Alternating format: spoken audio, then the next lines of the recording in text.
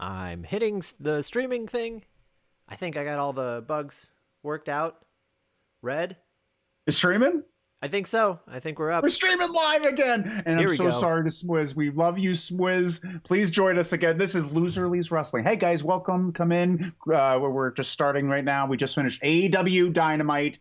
This is Loser Leaves Wrestling, the woos and whats of AEW Dynamite, where we talk about the good stuff and the bad stuff, the woos and the whats. Thank you so much, Swizz.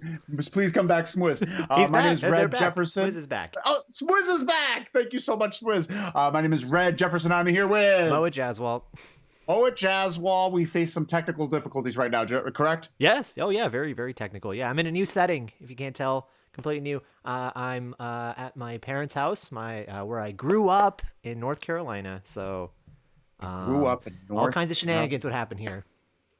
Look at that. Back in your your hometown, hometown Moet with his beautiful headband, makes him look like the Karate Kid. And now we're here talking about AEW Dynamite. AEW Dynamite. Let's get back in that mindset. What happened? Let's do it. Let's do it. How do you feel about this show? You texted me something very interesting before. I did. How do you feel about the show overall? What did I say? I'll tell you. Say it. You said trash episode. Trash episode. Yeah, that was halfway through. Sure. I think they maintained the trash quality episode, in my opinion, towards the end. But I liked the last match, and that was my favorite part of the episode. But what last did you match think? was the best part. But I thought last match did great. I'm pretty happy. I don't hate the night. I didn't hate the night. Let's start talking about it. Let's get into some of the best of the woos of the evening. Moet, what's your biggest thing that you liked from tonight? Your biggest woo. Miro's the new champ. Huge. Yes, sir. Huge moment. Yes, sir. What a great job. So Miro fought Darby Allin tonight, and a great match. I was really a big fan of it. I thought Miro dominated throughout, and then Darby just knows how to pick his damn spots. He looks so good doing it. Very creative match. And yeah, Miro won the belt. Miro won the TNT title from Darby Allin. So you think this is going to be a tide turning for Miro? I think so, yeah. I mean, I wish they just started like this with Miro instead of doing the whole best man thing with Kip Sabian. It just didn't go anywhere. Like they weren't even out in the ring or even mentioned at all, other than Darby's video promo. Sure. But that's okay. That's in the past. I'm glad to start over with Miro with this title win. It's great. Yeah. 100%. And that promo that Darby did beforehand was his best promo to date. Oh, boy. And he did such a good job. He called him a generic son of a bitch. Generic son of a bitch. He's like, do you even know who you are? Darby Allin, you could say whatever you want about me, but I could tell you what my character is. I'm a guy that refuses to die, you know? Like, I'm a guy that'll take whatever you give me. And what is Miro? And he called him out on it. And in the match, when Miro's beating the shit out of him, he's just like, I'm underwhelming. I am underwhelming. It's your best Miro impression. I can't do it. It made me laugh. That was a fun time. That was a great setup for this match. I'm very proud of Darby. He finally figured out a good video segment. There was nothing I hated about his segment. There's usually some like silly like college filmmaker levels things going on with it, like black and white, but like fires in color or something silly like that. Nothing. No dumb stunts. He showed, I guess he said where he used to grow up or something. It was kind of like a trashy like warehouse sort of environment. And I'll let that be. No, I liked it. I liked it because it was like a mood setter. Like he just points it out, and then you just get this vibe. Like, because the whole point of the video was how Miro doesn't know who he is, you know, or nobody knows who Miro is, rather, like the character and everything. But all you needed were those images, like pointing out, like this is where Darby grew up, and that's all you need to know about him.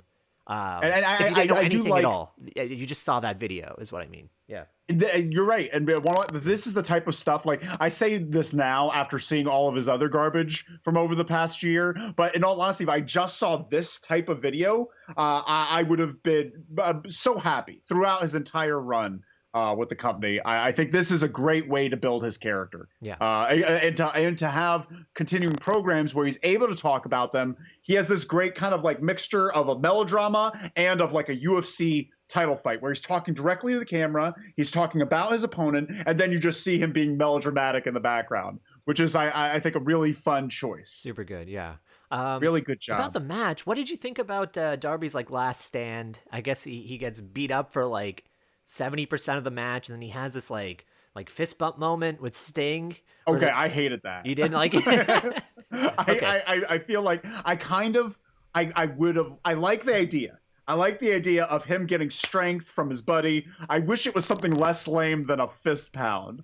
I wish it was something like maybe Sting slaps him in the face.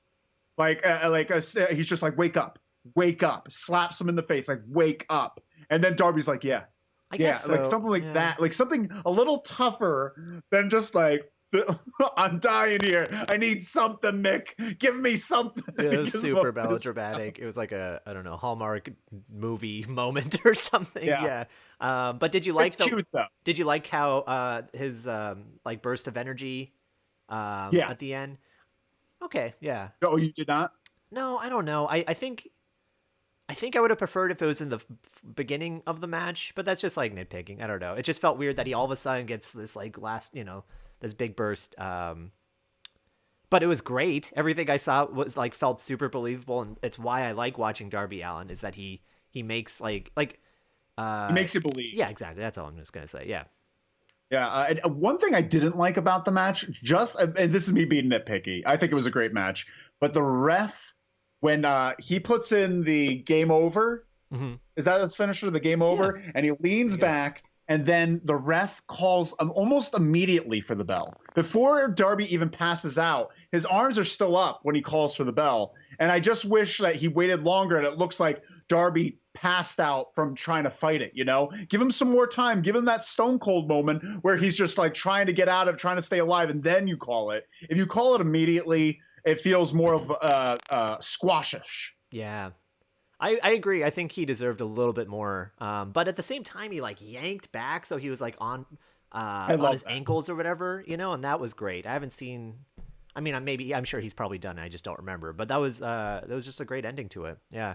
Where do you see Miro now from here on out? Like, I hope he forgets everything that happened before him. I hope this is a real clean slate. He's just like, look what happens when I get my head into the game. And he could have those like things with little video game references.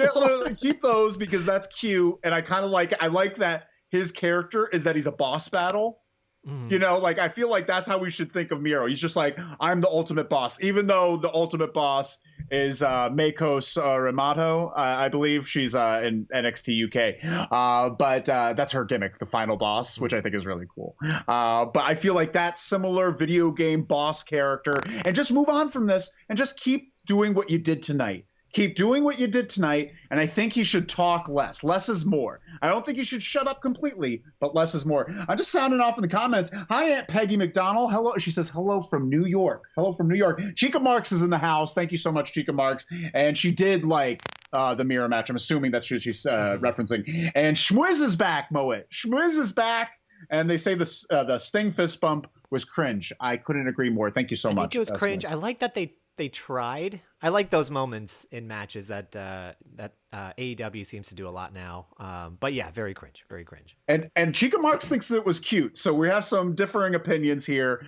Moa can't read the comment. Can you read the comments today? No, it's just more difficult for me because I'm on one screen and whatnot. But I'm trying. I don't mind. No, this is good. I think we're doing a great job. I like this situation going on right now. A lot of energy. Yeah, a lot of energy. Look at us saying the same word at the same time. Mind meld. That's fun. That's improv. Oh, yeah. That's us improvising for so long. This is it, Mo. You're on your way. Moving on. Our next big woo of the evening. We both agreed on that one. We both agreed that one. What's the next one you got on your list? Nagata versus Moxley. That was going to be my number one, but then Darby lost the title, and it made me very excited for the TNT belt and everything. Yeah. But yeah, that was amazing. 10 minutes. I could have seen, I wish it was a little bit longer, but what they gave us was fantastic. But what did 100%. You think before we get really into it? Oh, I want to agree entirely with you. I thought I love the story. I felt like it started off a little clunky. I think because Moxley's wrestling to an AEW audience, and Nagata was coming in with Nagata's a slower paced guy, and he likes to sell. He's like Japanese wrestling is big on selling, and I feel like AEW wrestling is more like, yeah, you could sell, but do it fast, And there are moments when Jon Moxley got up too early, and Nagata was still selling that he was going to make his comeback, and Moxley was just like kind of waiting there a little bit too long for my comfort, but then they started clicking. I think they started clicking. What did you think of John Moxley's music? Oh my God! No, we're Wild doing Thing. this already. God, I Wild want to Thing talk by about the I wanted to have a good time, Red. I didn't Oh, want to that's talk in my woos. Oh, That's in jeez. my woos. Yeah, no. I mean, I'm just real. Okay, so his original song, whatever it's called, I think is one of the few AEW songs that were actually good. You Really? know? Yeah, I can't even I remember get it. pumped. I can't even remember what it sounds like. Oh, sure. Something like that. I remember the wee. I Yeah, remember the I've ruined everything wee. after that, but No, that part's in my brain. I Yeah. I feel like I could get into this theme song, but I don't think I like this as a theme song, but I don't think it's a great wrestling theme song, not for the style, but for the fact that it's not something chantable. It's not something chantable or clappable. Like it's just like I guess it's a little bit, but like you can't really sing along to Wild Thing. It's you could, but it'd be I super guess lame. Yeah. actually, actually one part where they're like Wild Thing, like I want to love you. I want to know for sure. That could be a cool moment for the But crowd. this doesn't make any sense with Moxley. Doesn't make sense. Am I just not He's a seeing it? Wild Thing. That's it. That's literally it. That's the line. He's a He's a wild thing. thing. And that's the entire reason. Look, okay, so what do we got here for pop songs? We got It's a pretty bad. It's actually a pretty badass thing to walk to. If you think of yourself walking on the street, and you have your headphones on, Wild Thing, and it's like a stomping song. I could see you stomping with that song. all right, I'm gonna be honest. I would be stopping if I was listening to that, and I was like particularly feeling myself that day. I would be kind of like, This was 100%. I'd be in a montage in my head. Yeah. 100% John Moxley was listening to his iPhone one time, and that came on. He's just like, TK, I need you to buy this song. Oh, I thought it was TK's doing because he did. So we got Orange Cassidy, the Pixie song. There's a second one. What is it? There's another one that just Jungle Boy. Jungle Boy. Oh, that was the first one actually. I think. Yeah. Yeah. So those two I think are absolutely perfect for those characters, and I think they just overdid it with the pop songs. Because like I don't think what you're saying is great, but I just don't think it works with Moxley because he's kind of like this, like he's a lunatic fringe was what he used to be called. You're right. I feel like the idea behind this is that he's less lunatic fringe now, and he's more action movie. He's like an action movie hero. Like he's John McClane, and he's coming out the Wild Thing because one what? That's the song he plays on the jukebox, and he gets his drink and he drinks his beer and smashes it over their head because he's a Wild Thing, and he's walking out. He kicks open the saloon doors and he sniffs his leather jacket and gets on his motorcycle. Oh my God. I just painted that entire picture. Yeah, that's what actually, he wants. I see it, and I'm like, I'm kind of getting into it now. The more you're saying with the saloon doors, yeah, we got to see the saloon doors. What's that got in my head? Yeah. And he kicks over one bike, and it kicks over all the other bikes in the row, and then all the bikers. No, I'm going too much into Pee-wee's Big Adventure. Yeah, I think the music works. Wait, we got some thoughts here. Maybe I'll like it later on. Maybe I'll grow to love it. I don't know. Smooth says Moxley's new song. Yeah. I don't remember if he's had this song before. I like the song, but his old song was good too. Very interesting point, Schmiz. I see you agree with Moet. Barb B from Austin, Texas. Yeah, Wild Thing was a really weird choice. Very interesting, Barb B. And it's so jukebox song. Ha ha ha. Thank you, Chica Marks. Chica Marks agrees with me that it's a jukebox song. Yeah. Very good. I think we're doing some great work here. You do disagree, but we're on the same page as John Moxley and Nagata. Well, so we got to talk about that match though. We got yeah, stuck let's talk on the about song. That. We did a little bit. Yeah, I mean, I just want to bring back what you were talking about. It feels like a dream match for Moxley and probably Tony Khan as well to do this, which I really respect John Moxley for his like trajectory post WWE, where he's just doing what he wants to do. He's like just got a big bucket list and he's just knocking it off, and I think that's awesome. And unlike Kenny Omega, who's also doing exactly what he wants, I think they're like kind of polar. Like they're both doing whatever they want, but what John Moxley's doing feels fresh and new, and it feels like Kenny Omega is kind of stuck with all his old friends and just kind of in losing himself into it. Honestly, I'm forgetting more and more about Kenny Omega and just thinking of that blob of humans that are the elite. Yeah, which is such a shame because that should be like the most important part of the show. But it's not because I think but that's another thing. Yeah, I think they're just ruining that whole storyline, unfortunately. But yeah, I think so Nagata, he does strong style, right? And you could see that in this match. focusing more on the toughness of each character. And you're right. I did sort of feel like Moxley just did it, like he's kind of stuck in his like American style, I guess you'd call it. I don't know. Like it's a little bit quicker. Right. It's a little bit like I wouldn't call it American style. I call it AEW style. Sure. Like I feel like AEW has its own little style right now, where they like to they'll sell, but they sell fast. They're like, like Moxley's good. He's not at all a bad wrestler. He's great. But I feel like if he were in New Japan a lot more often, or like his other matches when he first got released and then he went to New Japan, like he was much more in the New Japan headspace where like, it's hard style, everything hurts, everything means something, and you got to fight real hard to get back. And here it's just like fight real hard, but move on real fast. Yeah. And I feel like, but that being said, the second half of this match really clinched it for me. I really feel a great selling at the end. It took a slower route, and I like the ending. I like the respect at the end with Moxley. And Nagata, that was really cool. Yeah, when they connect heads together, then Moxley like demanding the young lion to run in. Like it seemed like they didn't show the young lion, but I could just see like I could imagine he was probably just nervous to go in, and like Moxley, get in. And I just love that. I love that they do that in New Japan.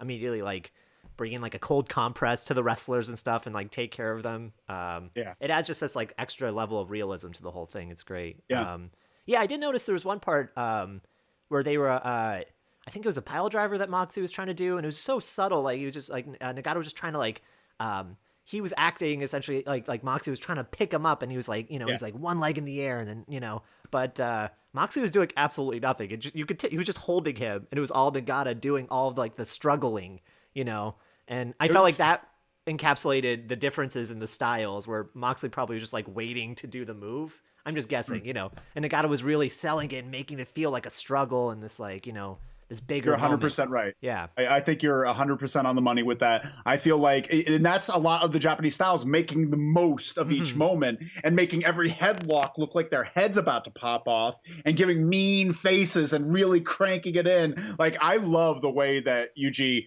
mean mugs the camera. And you mentioned it to me in the text that they didn't shoot the arm breaker correctly. So I've only seen one full match. I saw it earlier today, Nagata versus Suzuki.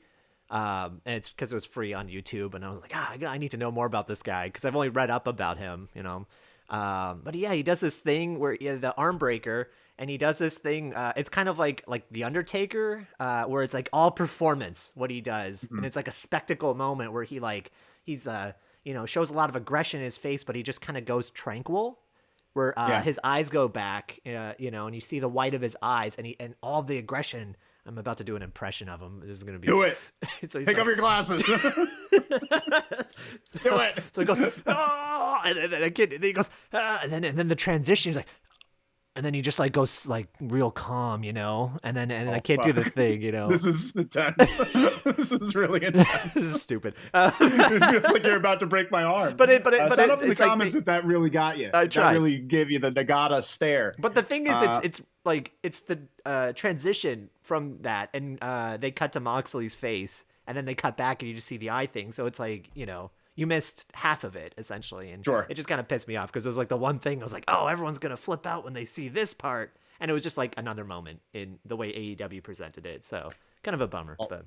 That's a continuous what for the woos and whats is the AEW production, not knowing what the hand's doing. But moving on, we got more story to talk about. We got more woos. Do we have more woos? I've got a couple. What's your next woo on the list? Because we just tied it up. No, Red, you go next. All right, I'll give my. Want what? I love the Britt Baker and JR interview segment because Britt Baker's been coming out week after week and doing her classic but repetitive Britt Baker, I'm a role model, the ranking system's bullshit, I should be champion 10 years ago, all that nonsense. And this is the first time that she really did a serious interview since her big heel turn, where she's like explaining why she thinks she's the biggest and best thing. She gives props to Shida. She gives props to Shida, saying how you really helped when this place the women's division was anemic. But now it's got life, it's got a pulse, and I'm that pulse. Great promo throughout. Showed her value in every way I can imagine. She treats things serious when it needs to be. This showed another dimension to her. What are your thoughts on it? I mean, there's nothing else I can add to that. I think you like nailed it. Yeah, I think I wish they did maybe a little bit more. Like, we're not really seeing Sheeta's side of it, which makes me think Britt's probably going to win a Double or Nothing, which is fine because I think I'm kind of ready to move on to see what a Britt Baker title reign will look like. But yeah, everything I think you said, yeah. God bless Sheeta. I love Sheeta, but it's just that she hasn't been treated as much of a star. And to be honest, Britt Baker just oozes star power. She just oozes star power. Thunder Rosa oozes star power. I want them in the main event all the time. But was that on your woos?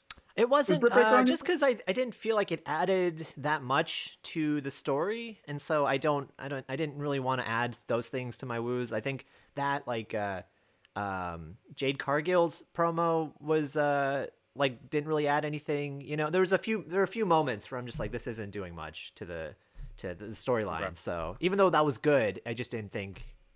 I don't know. It didn't do much for me either way. Like, yeah, sure. It just felt like filler to me. What's your next big woo of the night then? Do you got another big woo? My big next woo. Say, I'm trying to pretend to be. That was good. Sorry. That was. Is that how it sounds? No, that was rude. I apologize. Wow. Sound off in the comments if you agree with Mean Mow It. No, get that hashtag going. Mean Mow It. Please. Mean Mr. Mow It. What'd you think of Young Bucks versus SCU? Okay, I had. At first, I hated it just because I felt I was very bored by both teams. I feel like I'm generally bored by both teams. But as it went on, I started to enjoy it, and I started to appreciate the story that they were telling. How like they were just so worried about losing. The SCU was worried about losing to the Young Bucks because then they would never wrestle again as a team. I was starting to get into that. I felt it went a little too long, and I was so nervous about Christopher Daniels' blood loss. Yeah. When did that happen? It felt... He threw him into the ring post. And I think it nicked him hard way. That was I think that was a legit get. That was a hard way cut. And then he just kept going. Yeah, they fooled me because I couldn't tell. I couldn't tell if it was planned because of the way Nick Jackson saw him, and they stopped. Yeah, because it was pouring out for at least a minute there, and then Nick was like, he audibly said, "Oh my god," and I just couldn't. It blurred the line for me. But when they kept going, it made me think it was part of it, and it added so much more drama to it. So it seems like he's okay, right? Yeah, I think he's okay. Yeah. He's probably fine. But Schmuzz made an interesting comment here. Loved the Styles clash. Yeah. He loved the Styles clash, which I really did too. But he didn't like the Shawn Michaels Ric Flair moment.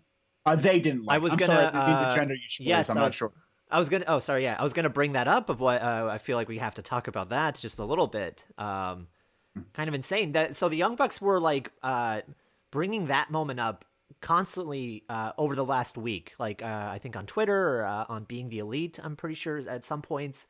So I kind of knew something like that was gonna happen. But I don't know how to feel. It made me really angry. But that was the whole point of it, right? It was just like these pricks to do this. Yeah. And I guess I kind of did like it.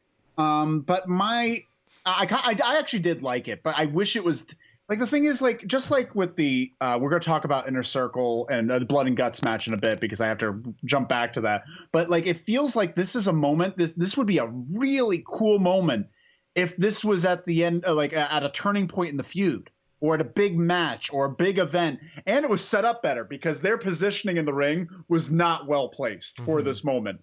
Because Matt had to move out of the way to then do the kick because he wanted to make sure you saw his face. It was bad staging. But I just wish it was done at a bigger moment. It felt. I'm glad this match happened. I just wish this match meant more. I agree. Yeah, and that's because the four best friends going at it, and two will never wrestle together again if they lose. Like that should be big. Yeah, and that's a thing that AEW does a lot, which is I think we were talking about this last week. They're really good at hooking me into the next story, and just don't know how to execute on the story for whatever reason. Like for this, like. In general, I like the idea of the SCU storyline that if they lose one, the next match they lose, they're done. So every story just every match just has a little bit more drama, right? So that, brings us to this moment where they end up facing the title, for the title.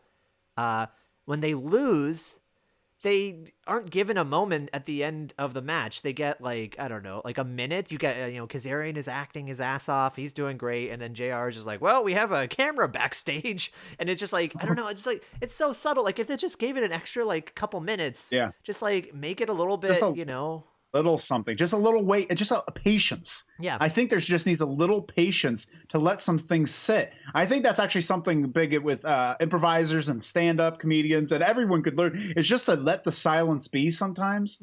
Embrace the long take. And I don't mean to take a long time, because we'll get into stuff in this episode that takes a long time. But and it was 100%. And it was especially upsetting because what they cut to was Moxley and Eddie Kingston trashing the Young Bucks locker room, which in my opinion, I think was completely unnecessary. I don't think that added anything to their story. It doesn't make them want to fight them even more. I guess they tried to bring that up in a promo later in the night, but I just thought just cut that out. Just make it more about the SCU breakup. I don't know where they're going to go with that next. Maybe there's a reason for that, but probably not. So yeah. And anyways, I'm off of that. I think it would have been cool. I think it would have been cool if instead of Jon Moxley and Eddie Kingston trashing that place, have it be some new guys that look up to Kazarian so then they can have a little feud with the Elite. So that, because Jon Moxley's already on the show. He already had a match on the show. He doesn't need to be showing up and having this was a potentially good way to elevate another small little team. Well, this would have been cool for Top Flight to go in and be like, fuck you trash their place, and then kind of show their give them something to go for. Sure, but I think from the writing standpoint, I get that, where they're trying to they're trying to find a way to set up Double or Nothing, and so they just had to throw in a segment, and the best thing they could do is just trashing the locker room. And that's my issue with it. Is that they just weren't creative enough. It didn't seem like they tried. It was just the easiest solution, without integrating any other storylines. Yeah. But yeah. No, anyways, I agree. Yeah. I agree. We all agree. And sound off in the comments if you agree as well. Let's just say real quick, a lot of people, it was wild that they liked the match. Chico Marks thinks that they got revenge on the Nikes, because Christopher Daniels was bleeding all over the Nikes. I agree, and I see you do as well. And Schmiz agrees with us. They could have saved it for Double or Nothing. A couple more weeks of build and a big pay-per-view match. The SCU agree, match? Schmiz. Oh, yeah. Yeah, that would have been great. Yeah. That would have been they're a great. big tag team. They're super influential. Well, they're supposed to be. They're supposed the to first be, ever, aren't they the first ever AEW tag champs? Yeah. And nobody cares. Why aren't nobody cares? Nobody cares. Great job, AEW. You son of a guns. Moving on. Do we have any more? I have one more woo. Hit me. Let's hear it. Adam Page promo. Yeah. Adam Page with Dark Order around. He did a very good job of being serious, and Dark Order did a very good job of being silly. It was short, sweet, to the point. Talk down Cage. I think it was great, Moet. I do too. Yeah, John Silver also saved at the end. Best line of the night. Where he's like, let's make it Double or Nothing. And just John's, hey, that's the name of the pay-per-view. You're so smart. Oh, that was so funny. Yeah. Great job. Great job. Sound off if you love John Silver. Say Johnny Hungy. Johnny Hungy. So good. Big fan of him. I hope he gets better. And speaking of that, my other favorite part is that he mentions Ricky Starks, Hangman does, and he's like, Hangman, Ricky Starks, bless his heart, or something like that. It's like a little he's very sweet Southern thing, just real quick. Even though I guess Ricky is still supposed to be a heel, right? But I love it. But did you hear the news about Ricky? We'll save. Well, let's talk about it now, because the news you can't lose is every Saturday. It comes out, drops. We talk about the news of the week, and this was my top story, but we'll talk about that as well. But yeah, Ricky Starks broke a neck, fractured neck, and it was from that match with Adam Page. Remember that move where he fell on his head and didn't sell it? Yeah, we landed right on the back of it. Wait, how did he land? He gave the German suplex, and Ricky was supposed to fall on his feet. He was doing a flip, but ended up landing on his head. But he didn't want to lose the sequence, so he immediately stood up and pretended it didn't hurt him. And they continued the match. But yeah, that was a very scary fall. Very scary fall. It could have been so much worse. Knowing that it was fractured from that, I thought maybe it was just like a close call. But knowing that, oh my gosh, yeah, it could have been a career ender. So I'm really glad. It sounds like it's not too bad. He can come back in a couple months. So yeah. But Adam Page did a great job. Chica Mark says, yes, I love how John Silver stared at Adam Page the whole time. He did. He did not blink once. So cute. We have Barb B saying, Johnny Hungy. Yes. Thanks, Barb B. And Schmiz says, oh my. Very good. Moving on. I think that's all. No, do you have any more? That's it for me. That's it for me, Red. Well, let's talk about the bullshit of the night. Let's talk about those whats. Mo, what's your biggest what of the evening? I think we got to talk about the Cody promo. What do you think of that? That's probably mine. Talk about how Cody hates foreigners. Yeah. That's what I got. I'm very conflicted about it. I'm very conflicted. I think he ended great and he started off bullshit. Yeah. I think, okay, so I'm conflicted because I think he's so good at what he does, in my opinion. I don't know. I think he's super talented at promos. He knows exactly how to get emotion out of them in a way that a lot of performers just don't know how to do. He looked genuinely emotional at times, which was beautiful and really like broke through my thick skin, you know, when he talks about his baby growing up, what is it, multi-ethnic, like having a black wife, white raised, you know, mix. It's just beautiful. It was a really touching. Basically, he was coming out because Anthony Ogogo, what is it, last week or a week before, came out and punched him in the stomach with his powerful one-punch knockout punch that Anthony Ogogo has, those gold medalist or whatever medalist hands. Punches him in the gut and puts a British flag over him. That was it. And that happened on Dynamite. I'm sure some things happened on the side shows, but they don't explain anything like that. I never heard Anthony Ogogo go into did he go into a super anti-American No, this stance? is the first of it, other than the flag. First time. Unless it, other than the flag. But that doesn't, so you, the complete jump, if it happened on one of their side shows, they should show us. They should show us. Like, I hate that they're not doing that. But so Cody goes in with this fire that he's anti-American, and we never heard this before. But then he starts talking about current topics, which he shouldn't talk about. I don't want to hear Cody Rhodes' take on anything. And I think him touching those things without that context, and then going into this, I don't know what he's trying to do, but he ended it very well. I just don't want him to bring serious topics, real topics, into our wrestling world. I don't like that. Right. Yeah. What I was I totally agree with everything he said. I think I think it's one thing to acknowledge that he's a very skilled promo, but I think we can put that aside and just like talk about what he said. And I just, it was just super awkward. I don't think we need a patriotism angle in wrestling today in general, and I don't think we need it specifically for this match either. It just felt really weird and like enforced because he wanted to connect the concept of him turning into the American Dream, which I think is super fucking cool. You like it? I like the thing is, like, if you broke this up into two, if you just watched the second half of this promo, you'd be like, oh my god, this is just another amazing Cody Rhodes promo. And the first part felt like he was trying to find a reason. He could have gotten to that ending promo without starting that way, you know? He could have gotten to an end where he's just like gotten to the point where he's like, I'm for America, you know, I like the message at the end, you know, like I don't want to my kid to grow up in a world where it's like that. I'm a part of a interracial relationship, and I want to celebrate our kid's life and make sure they don't live in a world that's like that. And that's the American dream. I like that. But everything before it, when he's just like, well, you're talking about the election or stuff like that, or earlier this year, like, I don't want to hear your take because honestly, I'm afraid of what it is. I'm like, I don't like where this is going. Yeah, I don't want to talk about politics with wrestling. I don't want to talk about politics here. But I mean, and I don't want to talk about politics in front of a Florida crowd.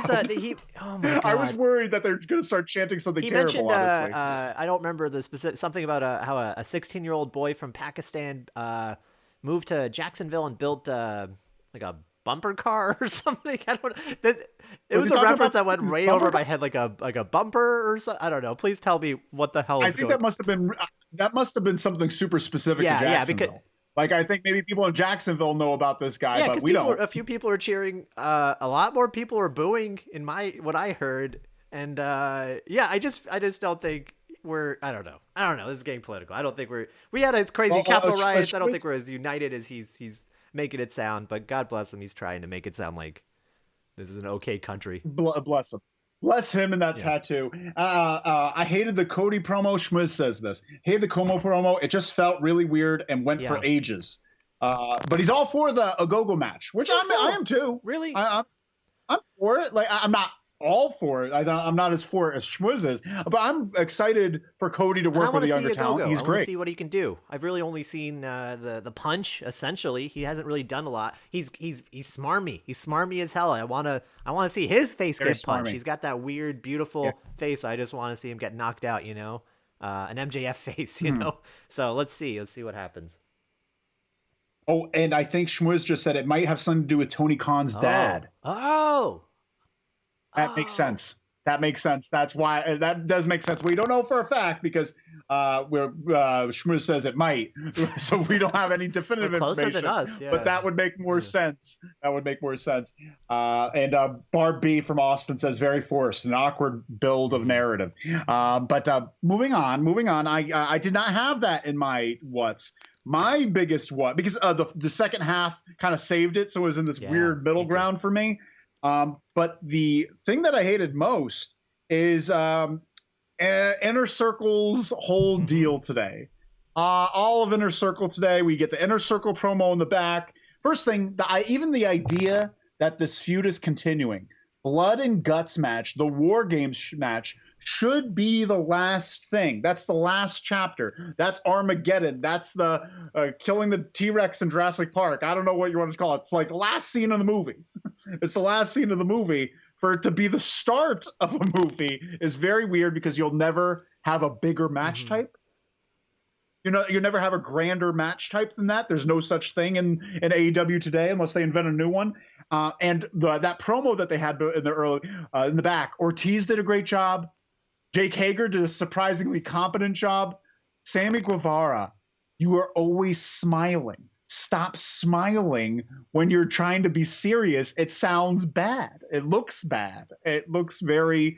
He looks like a ventriloquist dummy. Okay. What do you mean? And it's very he's always smiling with like dead, soulless eyes. Like he's got the same face on, and he's always smiling and smirking, and his mouth just flaps open and out. And he's got very big teeth. I never noticed. It's very that's distracting. all I'm going to see now. Yeah. Sound off in the comments if you think he looks like a ventriloquist dummy. But yeah, very weird. And then later on, we get this Inner Circle thing where the Pinnacle's out front and they're just talking forever. They're talking forever with MJF talking, then Tully talking. They're talking about the watches they have, trying to do a Four Horsemen promo, which is I don't like because they're not the Four Horsemen. And they're same characters essentially. And then fucking Jericho Inner Circle goes full complete 2007 DX hokey bullshit where they're just rehashing old themes that have been done over and over and over again. And it was so telegraphed. You knew from the moment that they came out that they were going to shoot them with champagne. You knew it because you saw the hose, you saw the bubbly sign on the back, and it took forever for them to do it. Red, why? What are your thoughts on why didn't I'm sorry, I just ranted at you need to set the stage. You need to do it. Why didn't that work? Why didn't the bubbly thing work? Because it worked in the 90s when like Stone Cold Steve Austin would do it. I have a few thoughts, but like, what do you think? Off the top of your head. Several reasons. It happened before, number one. It's happened several times. We've seen it several times. Yeah. So it's like when Stone Cold did it, that was the first time. That was the absolute first time. And I think the second reason was haste. Kurt Angle. Sorry, I don't know where that came from. Kurt Angle did that with the milk truck too. Yeah. Sure. And it works still because it only happened once before that. Now it's happened several times. I've seen people get shot at them. I've seen green goop get a shot at them. You remember, Eddie Guerrero shot Big Show with shit. My God. With a septic tank. I think I tried to forget about that. And I think DX did it with slime. They slimed. And so this has been done to death. And not only that, when Stone Cold did it, they were in the ring. They were getting heat. First thing, it's Vince McMahon who's getting heat from the crowd. They're booing the hell. And Stone Cold came out, didn't say a word. He just slammed the truck into the thing, went to the back, grabbed the hose, and immediately started doing it. You immediately start doing it because you're talking beforehand gets me less and less. I already know you're doing it. I already know exactly what you're going to do. You should just do it. Maybe it's for people that didn't know that was going to happen. Maybe they showed it on the sign that there was a little bit of the bubbly on the side of the truck. As soon as they came out, you knew champagne what I was mean there. is like people that didn't have the knowledge of all those other events. I don't know. I'm just trying to figure like why would they do it again? I don't know. It was like a week stream too, so I feel like they it was a weak That's stream. a strange phrase to say. It was a weak yeah, because it just caused them to have to like wiggle around and sell it more in the ring than they needed to. You know, it just felt everyone was trying too hard to live in nostalgia. But Stadium Stampede though, it's all leading to that Stadium Stampede 2. So potentially a reoccurring event, a yearly event from now on. They might be establishing with this. What do you think of that? I think that's kind of exciting. It's funny you mentioned it. Schmwiz just brought that up. Thank you, Schmwiz. Schmwiz just said, nice. But another Stadium Stampede would be Sammy's nice. Week stream. Which is a yes, exactly. But I didn't like the first Stadium Stampede. I didn't like it. It's way too long. It was way too long. I didn't enjoy it. So no, I'm not excited for that. And I don't think a Stadium Stampede should be bigger than War Games. No, okay, so I don't think it should be either. That you're right. We kind of went right over. That should not be the second chapter of the story. It's just a down. It's going to totally agree. We kind of went over that, went right past when you said that. But I agree. I think that should have been the ending. I don't know. The Inner Circle, at least right now, does not deserve a rematch. They did nothing except get them wet with, that's the whole point. That was silly. And the weak stream, you're so right when you say that, because them flopping around for that, it feels like that's actually a recurring theme of no explosions, of seeing the ground break when Jericho falls off, and then this weak stream of just like not trying things out beforehand so they look good. Like if someone grabbed that hose and did that, you'd see that it looked a little limp. It's a limp stream. Yeah. So limp I don't know. And I gotta say really quick, super annoyed that they added all the women on the apron that they pointed out. I just think that's a very annoying thing. They treated them like they brought out like 4 or 5 women. Treated them like objects essentially. And they're just like, we got all the most beautiful women in Jacksonville. I forgot the line, but I just hate that. It just felt very 90s in a bad way. Like that, it was just like a very American episode, like stereotypical like that. And then the patriotism thing from Cody is just like, I don't know. It just upset because me. In the 80s and 90s, that type of heat worked because wrestling was a little bit more vague then, and people were still assholes. And bringing out women got heat. It got heat. Like, look, what are those guys doing with the hottest chicks? That type of thing that they got angry at. In this world, that's not. First thing, it just feels fake. It feels like you're paying women to come out so you could objectify them. It just feels like a bad job, a bad gig for them that night. We're too knowledgeable about wrestling so that we see that and they're like, those poor actresses, those poor actors that were hired that day to do this job. It just doesn't work anymore. It's no longer heat. It's just annoying. I also feel like they didn't even want to do that. Some of the people in the ring, like I know, as soon as Tully mentioned that, Dax like made an effort to point to his wedding ring on his hands, and he's like, nope. Did you see that? Yeah, he did that. No, he did really quick. He's like, nope. And then so like, it probably just, I don't know who came up with that idea, but it wasn't Dax. Couldn't have been. So it wasn't Dax. Thank God. Yeah. It just felt like a very dated Four Horsemen promo. And the thing is, if you're going to be the Pinnacle, be the Pinnacle. If you want to be the 7 Horsemen, be that. Like don't try and find be one and call yourself the other. Just real quick, some things here. First thing, Chica Marks wants to know she should watch the Big Show clip of him getting shot with shit. Yeah, I think you should. Are you sure? Jeez. Yeah, I think that's good homework. No. Check out, because the whole thing beforehand is that Big Show was poisoned by a rotten burrito from Eddie Guerrero that gave him the shit that day. You're saying she's potentially... Let me know, but she's potentially not seen the Austin, the original, or the Kurt Angle. The only two ones I remember because they're classic. Eddie Guerrero and work backward. You got to see the shit one. Mo, you have to remember that because that's classic. Maybe I'll rewatch it and see how I feel. And you're getting a lot of love today, This Moa, is for your great. headband. Yeah, Just saying. I have way too much hair now. I got some pandemic hair that needs to Honestly, be cut and shaped. So this is all I can do. But I appreciate everybody. Yeah. Comments. The comments if you think that this should be a regular thing. More headbands, different color headbands. And would you buy a headband from our soon-to-be Pro Wrestling Tees website? Let us know. Moving on. We got another. Do you have what's your biggest what of the evening? What's another what you got? Ooh. You already gave the Cody one. What's another one? Oh, man. Well, I just want to say I'm actually excited for Stadium Stampede. I didn't get to say that. I actually am. I think it did go on too long last year. But I think it's a really fun gimmick, especially if they have access to all of Jacksonville. I think it could be fun, but we'll have to disagree for now.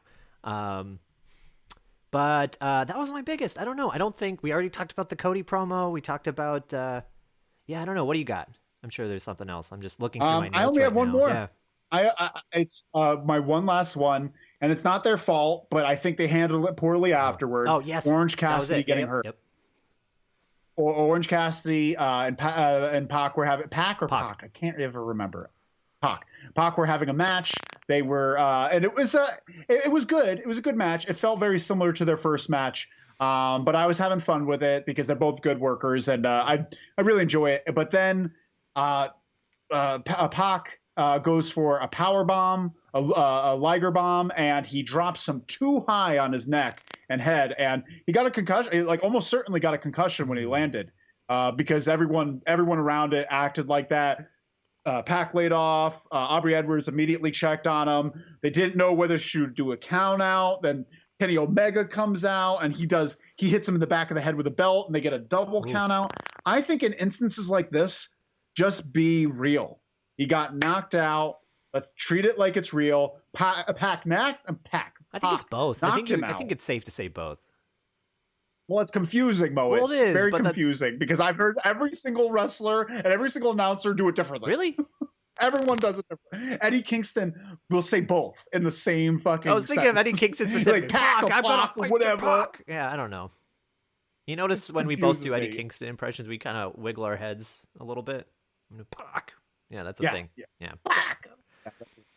But I think they should have just gone with the realism rather than having Kenny come out and do a real bullshit finish that no one liked and everyone thought. So that's interesting, though. You think? I mean, that was planned to me. You think that they did all of that because of this potential concussion or injury? Yeah. Did you think? Yeah. Because I thought the three-way was planned this whole time for Double or Nothing. But you think that was an audible?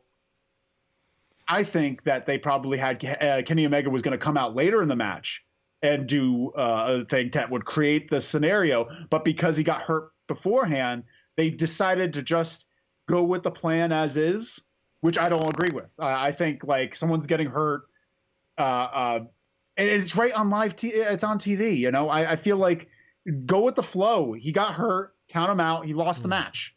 He lost the match. Like this is like kind of like when Steve Austin broke his neck with Owen Hart, and for some reason they said, well, we still got to give Steve the title. I believe in calling audibles. Like that where he rolled him up when Steve Austin rolled him up and he could barely hold his hand in. It looked bad. And also, you shouldn't be having this guy with the championship if he's got a broken neck.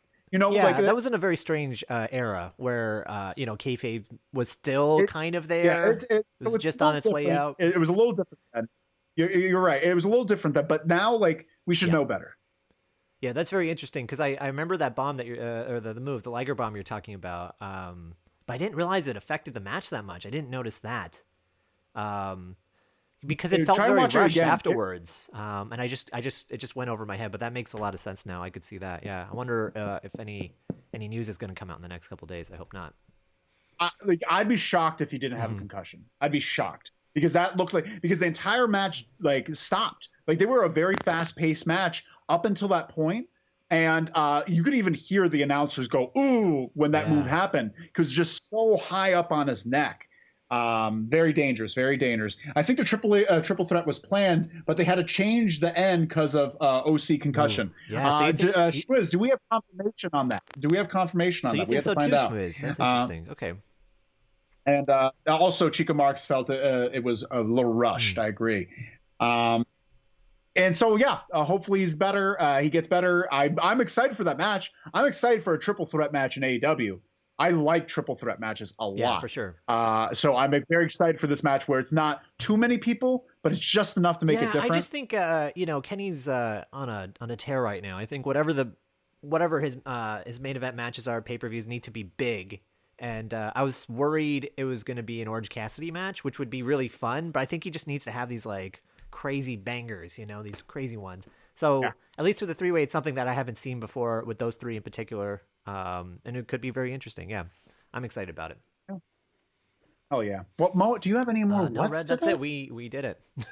I think so. Oh, what a time we've had. We had such an adventure from top to bottom. Thank you all so much for joining today. We appreciate you all and all your delicious comments. And thank you for listening at home. Make sure to follow Loser Leaves Wrestling on your podcast devices. Check out Instagram for that hot content. Make sure you get in there fast into Loser Leaves Wrestling. Send some emails to Loser Leaves Pod. We want your questions. I'm looking at you, Schmwiz. Thank you, Chica Marks, for all your questions. loserleavespod@gmail.com. And my name is. Oh, do you have anything for us, Moa? It sounds like Orange Cassidy's okay. Just checked on Twitter. Schmwiz did. Thank you so much. Schmwiz, thank you so much. I hope we're pronouncing that right. I wonder, is that Dutch? They're never going to tell us. Thank you all so much. Schmwiz, let us know if that's Dutch. But thank you so much. Have a great night. My name is Red Jefferson. I'm here with Moa Jaswal. If you were a household, a type of house, damn it. If you were an Airbnb, what type of living situation would you be? Man, I've seen some really cool ones in Colorado where you're like out looking an open field where like coyotes can come up to you. Am I saying too? And then you can see the nighttime sky. Coyote cabin. That's what I'd like. Coyote cabin. Moa is Coyote cabin. Thank you all so much. Have a great night. Bye-bye. Bye-bye. Bye, everybody. Bye-bye. This was a fun one. We're going to keep talking. We're going to keep vamping because you have to do the 30 seconds, right? Is that the deal? No, I don't know. I don't know how this works.